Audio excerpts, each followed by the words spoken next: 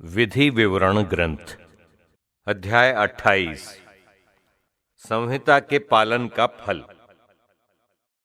यदि तुम प्रभु अपने ईश्वर की वाणी पर ध्यान दोगे और उन सब आदेशों का पालन करोगे जिन्हें मैं आज तुमको दे रहा हूं, तो वो तुम्हें पृथ्वी भर के राष्ट्रों से महान बनाएगा। यदि तुम प्रभु अपने ईश्वर की वाणी पर ध्यान दोगे तो ये सब वरदान तुमको मिलेंगे और तुम्हारा साथ देते रहेंगे। नगर में तुम्हारा कल्याण होगा और देहात में तुम्हारा कल्याण होगा। तुम्हारी संतान, तुम्हारी भूमि की उपज, तुम्हारे पशुधन, तुम्हारी गायों और भेड़ बकरियों के बच्चों को आशीर्वाद प्राप्त होगा। तुम्हारी टोकरी और आटा गूंथने के पात्र को आशीर्वाद प्राप्त होगा। घर आने पर और घर से बाहर जाने पर दोनों समय तुम्हें आशीर्वाद प्राप्त होगा। प्रभु तुम्हारा विरोध करने वाले शत्रुओं को पराजित करेगा। वे एक मार्ग से तुम पर आक्रमण करने आएंगे, परंतु तुम्हारे सामने से होकर 7 मार्गों से भाग निकलेंगे। प्रभु तुमको तुम्हारे भंडारों और तुम्हारे सब कार्यों में आशीर्वाद देता रहेगा। प्रभु तुम्हारा ईश्वर तुम्हें उस देश में आशीर्वाद देता रहेगा जिसे वो तुम्हें प्रदान करने वाला है। यदि तुम प्रभु अपने ईश्वर की आज्ञाओं का पालन करते हुए उसके बताए मार्गों पर चलोगे, तो प्रभु तुमको अपनी पवित्र प्रजा बनाएगा, जैसे कि उसने तुमसे शपथ पूर्वक प्रतिज्ञा की है। पृथ्वी की समस्त जातियां देखेंगी कि तुम प्रभु की अपनी प्रजा हो और वे तुम्हारा सम्मान करेंगी। प्रभु तुम्हें अपने सब तरह के वरदानों से संपन्न बनाएगा। संतानों की दृष्टि से, पशुओं के बच्चों की दृष्टि से और उस देश की भूमि की उपज की दृष्टि से जिसे प्रभु ने तुम्हें देने की तुम्हारे पूर्वजों से शपथ पूर्वक प्रतिज्ञा की है। प्रभु अपने आकाश का अपूर्व भंडार खोलकर तुम्हारी भूमि पर ठीक समय पर पानी बरसाएगा और तुम्हारे सब कार्यों में तुम्हें आशीर्वाद देता रहेगा। तुम अन्य अनेक राष्ट्रों को उधार दे सकोगे और तुम्हें किसी से उधार लेने की आवश्यकता नहीं होगी। प्रभु तुम्हें नेता बनाएगा, किसी का अनुयायी नहीं। यदि तुम मेरे द्वारा अपने को दी गई प्रभु अपने ईश्वर की आज्ञाओं का सावधानी से पालन करोगे और अन्य देवताओं की सेवा और पूजा करने से उन नियमों से जरा भी विचलित नहीं होगे जिन्हें मैं तुम्हें आज दे रहा हूं, तो तुम्हारी अवनति नहीं बल्कि उन्नति होती रहेगी। संहिता के उल्लंघन का फल। परंतु यदि तुम अपने ईश्वर की वाणी पर ध्यान नहीं दोगे और उसके सब आदेशों और विधि निषेधों का सावधानी से पालन नहीं करोगे जिन्हें मैं आज तुम्हें दे रहा हूं, तो ये समस्त अभिशाप तुम पर आ पड़ेंगे और तुम्हें दबोचेंगे। तुम नगर में अभिशप्त होगे और तुम देहात में अभिशप्त होगे। तुम्हारी टोकरी और तुम्हारा आटा गूंथने का पात्र अभिशप्त होगा। तुम्हारी संतान, तुम्हारी भूमि की उपज, तुम्हारी गायों के बच्चे और तुम्हारी भेड़ बकरियों के बच्चे अभिशप्त होंगे। घर आने पर और घर से बाहर जाने पर दोनों समय तुम्हें अभिशाप मिलता रहेगा। तुम्हारे सब कार्यों में प्रभु तुमको अभिशाप, विपत्ति और धमकी देगा, जिससे तुम्हारा सर्वनाश होता जाएगा और तुम शीघ्र ही अपने कुकर्मों के कारण मिट जाओगे। ये इसलिए होगा कि तुमने मुझे त्याग दिया है और जब तक कि तुम उस देश से जो तुम अपने अधिकार में लेने जा रहे हो समूल नष्ट नहीं हो जाओगे, तब तक प्रभु तुम पर बीमारियां भेजता रहेगा। प्रभु तुम पर क्षय रोग, ज्वर, सूजन, भयंकर गर्मी, सूखा, पाला और फफूंदी भेजेगा। जब तक तुम निर्मूल नहीं हो जाओगे वे तुम्हारा पीछा नहीं छोड़ेंगे। तुम्हारे सिर के ऊपर का आकाश कांसे सा हो जाएगा और तुम्हारे पांव तले की भूमि लोहे सी हो जाएगी। और जब तक तुम्हारा सर्वनाश न हो जाएगा तब तक प्रभु आकाश से तुम्हारी भूमि पर पानी की जगह धूल और राख की वर्षा करता रहेगा। प्रभु ऐसा करेगा कि तुम अपने शत्रुओं से पराजित हो जाओगे। तुम एक मार्ग से उन पर आक्रमण करने जाओगे किंतु हार खाकर उनके सामने से 7 मार्गों से भाग निकलोगे। इस प्रकार तुम पृथ्वी के सब राष्ट्रों की दृष्टि में घृणित बन जाओगे। तुम्हारी लाशों को आकाश के पक्षी और पृथ्वी के जानवर खाएंगे, कोई उन्हें भगाने वाला नहीं होगा। प्रभु तुम्हें मिस्री फोड़े और व्रण, खुजली तथा सेहुए से पीड़ित करेगा और उनका कोई उपचार नहीं हो सकेगा।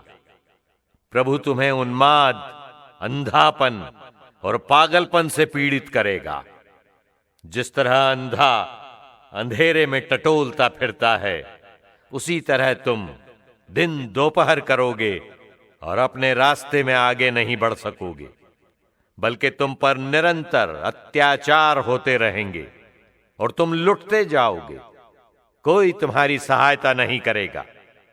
यदि किसी स्त्री से तुम्हारी मंगनी होगी तो दूसरा व्यक्ति उसके साथ संसर्ग करेगा। तुम अपने लिए घर बनाओगे और कोई दूसरा उसमें निवास करेगा। तुम दाखबारी लगाओगे और तुम स्वयं उसके प्रथम फल नहीं खाओगे। तुम्हारे देखते तुम्हारा बैल मार डाला जाएगा और तुम्हें उससे कुछ नहीं मिलेगा। तुम्हारे देखते तुम्हारा गधा तुमसे जबरदस्ती ले लिया जाएगा और वो कभी वापस नहीं मिलेगा। तुम्हारी भेड़ बकरियां तुम्हारे शत्रुओं के हाथ पड़ जाएंगी और कोई तुम्हारी सहायता नहीं कर पाएगा। तुम्हारे पुत्र पुत्रियां तुम्हारी आंखों के सामने किसी दूसरे राष्ट्र के हाथ पड़ जाएंगे और तुम असहाय होकर उनके फिर मिलने की आकांक्षा करते रह जाओगे। तुम्हारी भूमि की उपज और तुम्हारे परिश्रम का सारा फल एक ऐसा राष्ट्र खाएगा जिसे तुम नहीं जानते। तुम्हारा निरंतर दमन किया जाएगा और तुम्हारे साथ दुर्व्यवहार होता रहेगा। जो दृश्य तुम्हारी आंखें देखेंगी उनसे तुम पागल हो उठोगे। प्रभु तुम्हारे पांव और घुटनों में ऐसे असाध्य भयंकर फोड़े उत्पन्न करेगा जिनका कोई उपचार न हो सकेगा, और जो तुम्हारे पैरों के तलवे से तुम्हारे सिर की चोटी तक फैल जाएंगे। प्रभु तुमको और उस राजा को जिसे तुम अपना शासक बनाओगे एक अन्य राष्ट्र में निर्वासित करेगा, जिसे न तो तुम जानते थे और न तुम्हारे पूर्वज। तुम वहीं लकड़ी और पत्थर से बने पराये देवताओं की पूजा करोगे। इस प्रकार तुम उन सब राष्ट्रों के बीच जिनके पास प्रभु तुम्हें ले जाएगा घृणा, तिरस्कार और उपहास के पात्र बनोगे। तुम अपने खेत में बहुत बीज बोओगे किंतु कम लुनोगे, क्योंकि सारी फसल टिड्डियां चाट जाएंगी। तुम दाखबारियां लगाकर उनमें श्रम करोगे किंतु उनकी अंगूरी नहीं पियोगे और उनके फल एकत्र नहीं करोगे, क्योंकि कीड़े उन्हें खा जाएंगे। अपने देश में सर्वत्र जैतून वृक्षों के होते हुए भी तुम उनके तेल का उपयोग नहीं करोगे, क्योंकि जैतून के फल झड़ जाएंगे। तुम्हारे यहां पुत्र पुत्रियां उत्पन्न होंगे, किंतु वे तुम्हारे नहीं रहेंगे, क्योंकि वे बंदी बनाकर ले जाए जाएंगे। तुम्हारे सब वृक्ष और तुम्हारी भूमि के सब फल टिड्डियां चाट जाएंगी। तुम्हारे यहां का प्रवासी तुमसे अधिक उन्नति करता रहेगा और तुम्हारी हालत बराबर बदतर होती जाएगी। वो तुमको उधार दे सकेगा, परंतु तुम उसे उधार नहीं दे सकोगे। वो सिर हो जाएगा और तुम पूंछ। यदि तुमने प्रभु अपने ईश्वर की बातों पर ध्यान न देकर उसके दिए हुए आदेशों और विधि निषेधों का पालन नहीं किया, तो तुम्हें ये सारे अभिशाप तब तक भोगने पड़ेंगे जब तक तुम्हारा सर्वनाश नहीं हो जाएगा। ये अभिशाप संकेत और चेतावनी के रूप में तुम्हें और तुम्हारे वंशजों को याद रहेंगे।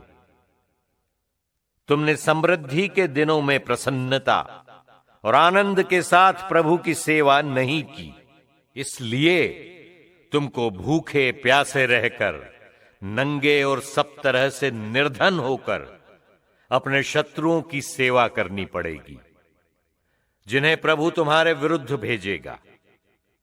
जब तक वो तुम्हारा सर्वनाश नहीं करेगा, वो तुम्हारी गर्दन पर लोहे का जुआ रखेगा। प्रभु दूर से, पृथ्वी के सीमांतों से एक राष्ट्र तुम्हारे पास भेजेगा, जो गरुड़ की तरह अपने शिकार पर झपटता है। एक ऐसा राष्ट्र जिसकी भाषा तुम नहीं समझते हो, एक निर्दयी राष्ट्र जो न वृद्धों का सम्मान करेगा और न बालकों पर दया। जब तक वो तुम्हारा सर्वनाश न कर लेगा, तब तक वो तुम्हारी भेड़ बकरियों और तुम्हारी भूमि की उपज को खाता रहेगा। जब तक वो तुम्हारा समूल नाश नहीं करेगा, तब तक वो न तुम्हारा अनाज छोड़ेगा, न अंगूरी, न तेल, न तुम्हारी गायों के बच्चे और न तुम्हारी भेड़ बकरियों के बच्चे। जब तक तुम्हारे देश भर के नगरों की ऊंची पक्की दीवारें, जिन पर तुम्हारा भरोसा होगा, गिरा नहीं दी जाएंगी, तब तक वो तुम्हारे उन सब नगरों का घेराव करता रहेगा जिन्हें प्रभु तुम्हारा ईश्वर तुम्हें देने वाला है। अपने शत्रुओं द्वारा डाले हुए घेरे से तंग होकर तुम प्रभु की दी हुई अपनी संतति अर्थात अपने ही पुत्र पुत्रियों का मांस खाओगे।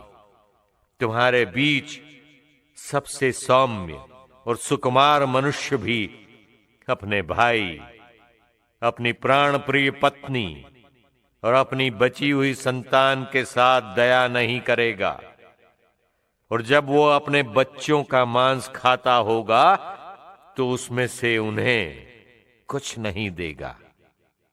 कारण ये होगा कि अपने शत्रु द्वारा अपने नगरों के घेरे के समय तुम्हारी इतनी दुर्दशा होगी कि उसके पास कुछ नहीं रहेगा। तुम्हारे बीच सबसे सौम्य और सुकुमार स्त्री, जो अपनी सुकुमारता और कोमलता के कारण भूमि पर नंगे पांव तक न रखती होगी, अपने प्राण प्रिय पति, अपने पुत्र और अपनी पुत्री पर दया नहीं करेगी, और वो उन्हें अपने गर्भ का आंवल और अपने नवजात शिशु नहीं देगी। कारण ये होगा कि तुम्हारे शत्रुओं द्वारा तुम्हारे नगरों के घेरे के समय तुम्हारी इतनी दुर्दशा होगी कि वो स्वयं उन्हें छिपकर खाना चाहेगी। यदि तुम इस संहिता के सब नियमों का सावधानी से पालन नहीं करोगे और प्रभु अपने ईश्वर के महिमामय और पूज्य नाम पर श्रद्धा नहीं रखोगे, तो प्रभु तुम पर और तुम्हारे वंशजों पर भयंकर महामारियां भेजेगा, विकट और दीर्घकालीन विपत्तियां, घोर और असाध्य रोग। वो तुम्हारे विरुद्ध मिस्र की वे समस्त व्याधियां भेजेगा जिनसे तुम डरते हो, और वे तुम्हारे पीछे लगी रहेंगी। जब तक तुम्हारा सर्वनाश नहीं हो जाएगा, तब तक प्रभु सब प्रकार की बीमारियों और विपत्तियों से तुमको पीड़ित करता रहेगा, जिनके विषय में संहिता के इस ग्रंथ में कुछ नहीं लिखा है। तुम आकाश के तारों की तरह असंख्य थे, किंतु तुम में थोड़े ही लोग शेष रहेंगे, क्योंकि तुमने प्रभु अपने ईश्वर के आदेश का पालन नहीं किया। जैसे पहले प्रभु को तुम्हारी भलाई करने और तुम्हारी संख्या बढ़ाने में सुख मिलता था, वैसे ही प्रभु तुम्हें नष्ट और निर्मूल करना चाहेगा, जब तक कि तुम उस देश से उखाड़ कर नहीं फेंक दिए जाओगे जिसे तुम अपने अधिकार में करने जा रहे हो। प्रभु तुमको पृथ्वी के एक छोर से दूसरे छोर तक सब राष्ट्रों में बिखेर देगा।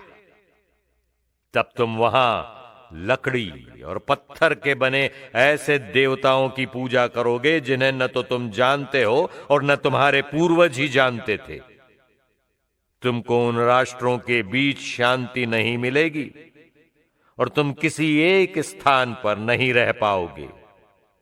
वहां प्रभु तुम्हारे मन में चिंता भर देगा, तुम्हारी आंखें प्रतीक्षा में पथरा जाएंगी और तुम्हारा हृदय निराश होगा।